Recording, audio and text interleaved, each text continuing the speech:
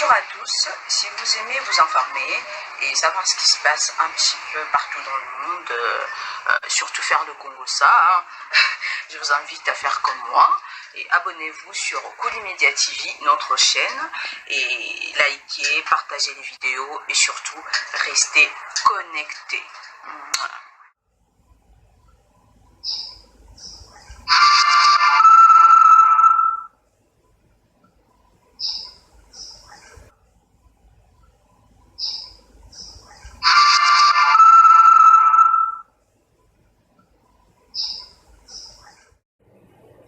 C'est ce mercredi 21 octobre 2020 qu'intervient au Palais du Peuple la prestation de serment des 3 juges de la Cour constitutionnelle nommés récemment par le président de la République, Félix-Antoine Tshisekedi Tshilombo. Toutes les dispositions sont prises par le protocole d'État pour la réussite de cette grandiose cérémonie. Contestant dès le départ les ordonnances du 17 juillet 2020 en se fondant d'une part sur l'absence de contre-signes du Premier ministre en violation de l'article 79 de la Constitution et d'autre part sur le principe intangible de l'inamovibilité des juges constitutionnels dont le mandat, au terme de l'article 158, alinéa 3 de la Constitution est de 9 ans non renouvelables, le FCC, dans un communiqué rendu public, après la réunion de tous les hauts cadres, refuse de cautionner toute violation intentionnelle et manifeste de la Constitution et ne se sent pas concernés par la cérémonie irrégulière de prestation des serments projetée ce mercredi 21 octobre 2020. En conséquence, tous ces cadres évoluant au sein des institutions n'y prendront pas part. Du Front commun pour le Congo. Dans le compte rendu du Conseil des ministres du 17 octobre 2020, il a été fait état d'une communication du président de la République indiquant la prestation des serments des juges constitutionnels nommés par l'ordonnance numéro 20/58 du 17 juillet 2020 en remplacement des juges Jean Oumoulou et Noël Biloba. L'opinion publique nationale et internationale se souviendra qu'en date du 21 juillet 2020, le Front commun pour le Congo avait fermement dénoncé l'inconstitutionnalité de 2 ordonnances présidentielles du 17 juillet 2020 en des termes non équivoques, en se fondant d'une part sur l'absence des contre-signes du Premier ministre en violation de l'article 79 de la Constitution et d'autre part sur le principe intangible de l'inamovibilité des juges constitutionnels dans le mandat au terme de l'article 158 alinéa 3 de la Constitution et de 9 ans non renouvelables. Aussi, l'article 7 de la loi organique numéro 13/026 du 15 octobre 2013 portant organisation et fonctionnement de la Cour dispose: il est pourvu au remplacement de tous les membres de la Cour, au moins au plus tôt, 1 mois au plus tôt ou 1 semaine au plus tard avant l'expiration du mandat.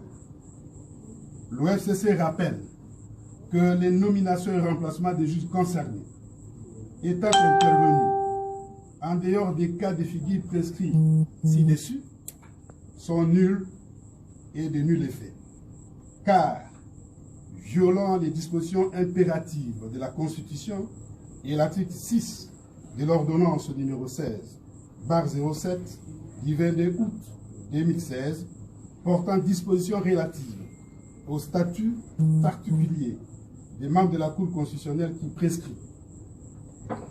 Durant leur mandat, ils ne peuvent être nommés aux fonctions incompatibles. Le FCC rappelle, tout autant que le législateur définit le cadre formel et solennel de prestation des serments.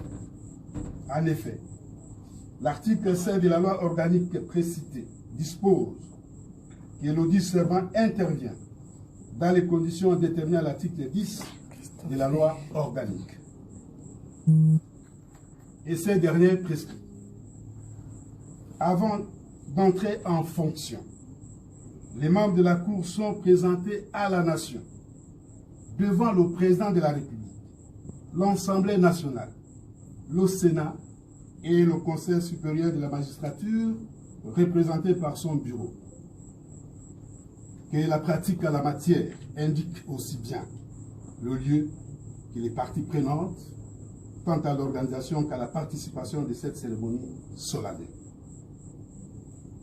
Qu'il en résulte que toute autre option actuellement envisagée est nulle et de nul effet. De ce qui précède, le FCC ayant tenté en vain de faire entendre raison à l'autre partie, informe l'opinion tant nationale qu'internationale de ce qui suit. 1. Le FCC refuse de cautionner toutes les violations intentionnelles et manifestes de la Constitution et il ne se sent pas concerné par la cérémonie irrégulière de prestation de serment projetée ce mercredi 21 octobre 2020. En conséquence, tous ces cadres évoluant au sein des institutions n'y prendront pas part. 2.